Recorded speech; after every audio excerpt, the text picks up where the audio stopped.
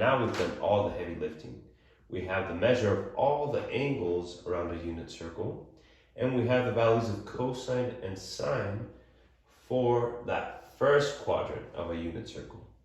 Now we simply use symmetry to find the values of cosine and sine for the rest of it. In the same way that the value of cosine here is 1 and here it's -1, we have the value of cosine here is root 3 over 2, which means that over here it has to be negative root 3 over 2. And the value of sine is still above the x-axis, so it's still 1/2. By symmetry, if this is root 2 over 2 for cosine, it must be negative root 2 over 2 for cosine over here. And the value of y, or sine, is still root 2 over 2. Lastly, if the value of cosine, or x, is 1/2, here has to be opposite 1/2, but now it has to be negative. And the value of sine, or y, is still the same. Now we bring the symmetry down here. For this point here, the value of cosine is the same. We're still the same distance from the x as we were here. So it's still root 3 over 2. Now the y is the opposite. It's on the opposite side of the x-axis, so y has to be negative 1/2. And we use that same logic to fill out these other ones. This one has to be negative root 2 over 2 for cosine.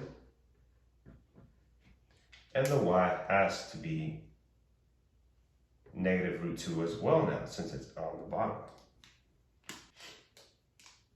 Here, my cosine is still negative 1/2, and my sine has to be now negative root 3 over 2.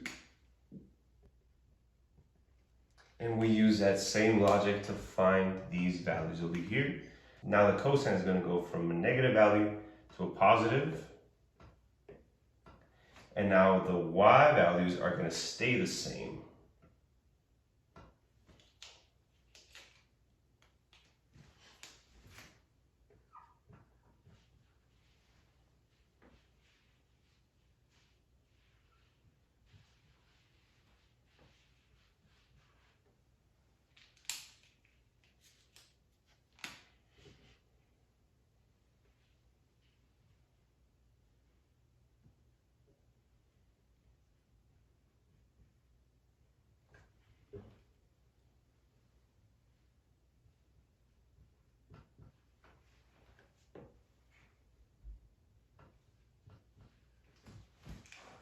And now we're done. We have the values of all the cosine and sines, and we have all our angle measures. And all we have to do is figure it out for that first quadrant and use symmetry to get all the other quadrants.